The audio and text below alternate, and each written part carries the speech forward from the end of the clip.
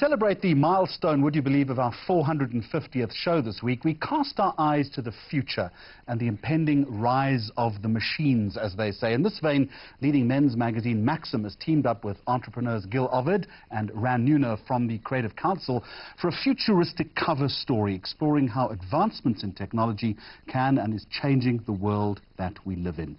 They join us now alongside the editor of Maxim South Africa, Dirk Steenkamp. To all of you, a very warm welcome. To the two of you first, and maybe Ran, you'd like to pick it up. Why would two ad and marketing guys want to stray into the space of machines? Make the causal link for me. Jeremy, you know, these are not two normal marketing guys. You've had us on the show before, and you know that normality is not something that you can expect from us. The world's changing, and we got to change with the world. And for us, the advertising industry has been one of the slowest to change with the world.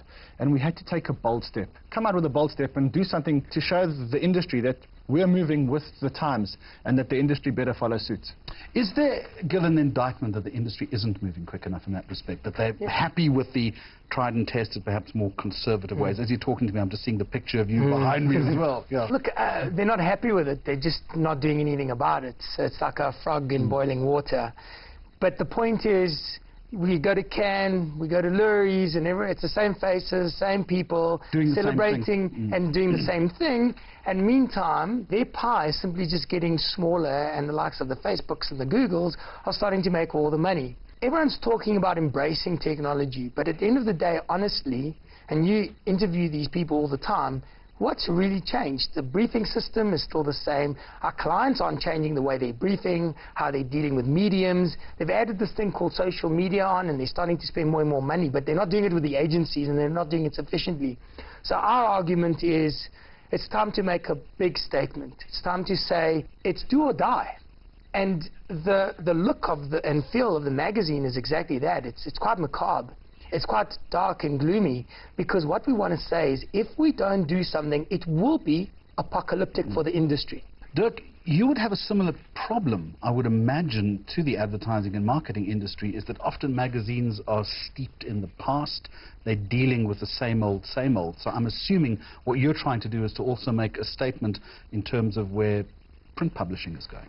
Yeah, absolutely. Yeah. I think it's a really interesting story, and it's a scary story for that matter as well. It's you know, we all have to adapt, and we all have to change our thinking. We have to, you know, it's such a cliched thing to say, think out the box, but we absolutely have to embrace the technology and actually now make the change, take the step and do it. As someone who writes for magazines myself, I shudder to ask you this next question, but I'm going to do it anyway, because I think it is important. Men's magazines, as they exist right now, they've had to adapt, they've had to change.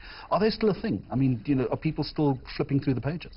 Absolutely. I think it's a matter of doing heavy content stories, the same as the cover story we did. You can't just go and photograph a girl and think people are just going to pick that up. That's what they've got Instagram for these days. So you have to get really creative, you have to get really clever in terms of producing good quality content that people actually want to read, and that they can take something away from it, that their lives will actually be enriched from reading that particular content. And as we can see from the pictures that are reeling behind you, you've got to be creatively compelling as well.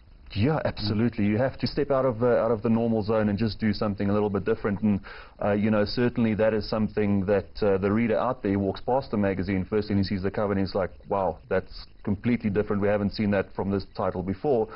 Pick it up, have a read, and it's an informative story at the end of the day, and it's you know, as they've said, it is quite scary. We have to embrace the change in technology. I must credit Dirk, because he kind of said, when we had like a lot of conversations about this, because this is a real step change from the normal covers, and we were kind of saying, well, how far can we actually push the envelope? And he said, surprise me, take it as far as you can.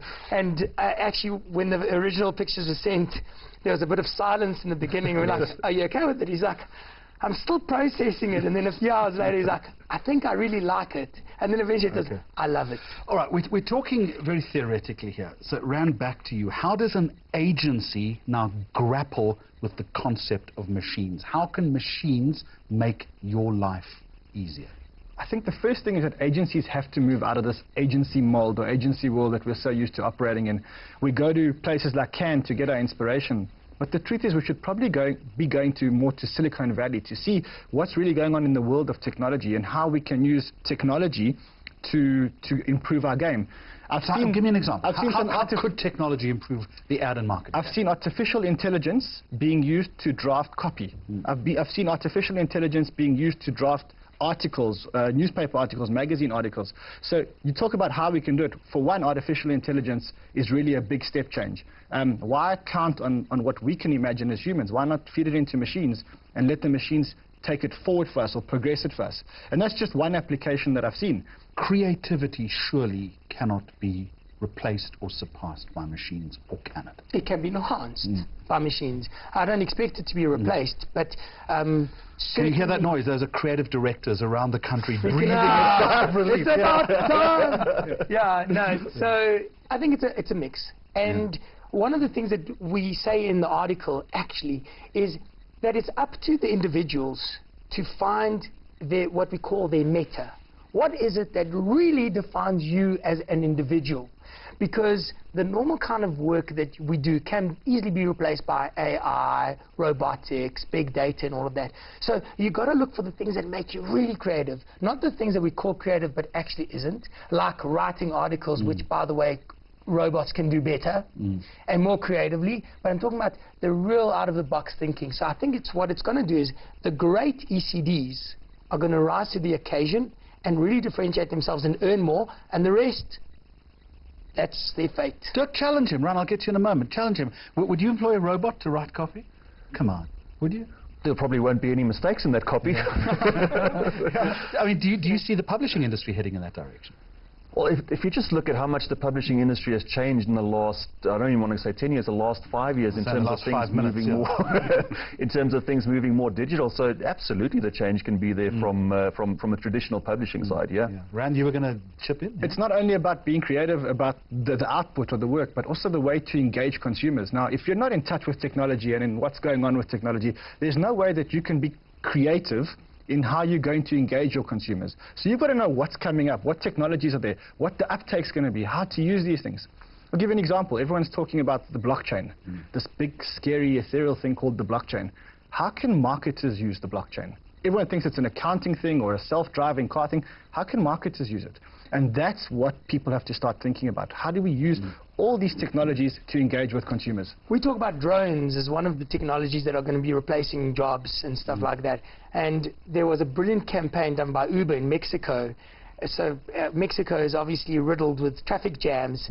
So Uber got drones to come down just above the cars with big placards saying, hey, get out of this traffic jam, use an Uber. And that's drone technology used in advertising, changing the whole ball game. So that's risking things like billboards and street pole ads. So the disruption is everywhere if you're just willing to look a little bit further.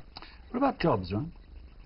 Are we going to all be without jobs at some point? Everyone comes back to the same argument about, are we all going to be without jobs? And the truth is, it's a valid question. I don't think so. I think jobs are going to change. So we're not going to have a postman anymore because we're going to have a drone delivering the post, but we're going to have some guy monitoring the drones somewhere in the background. So I think it's an evolution of jobs. I think people are going to have to become smarter. I think that people who rely on their hands to a certain extent are going to have to change the way they do things. But predicated on the fact that we need to change skills in that respect. Yeah, and that's where our big concern is. I think that's the biggest message that we have in the articles. Gartner research says that by the year 2025, that's less than a decade away, a third of all jobs will be lost to technology because of driverless cars, drones, AI, robots, big data, contour framing, 3D printing. So a third of all jobs means that if he has a job and he has a job, I'm out of work. We're not having that conversation often enough. I think to some extent there will be an evolution of jobs and new skill sets will be required, but if in South Africa we're not having those conversations now, we're going to be the biggest losers. Either one of you, in conclusion, do you think that I could be replaced by a robot on the show? And be very careful in the way in which you answer. Gil, I'm going to hand that question over to you. I mean, you've been so good today with the rest of your answers. That, 450 episodes says that there isn't a chance in hell. Gentlemen, get out of here. Thanks very much indeed. Fascinating article, and good talking to you as well. On the cover of Maxim, the February edition, am I correct? That's it. Thanks very much indeed.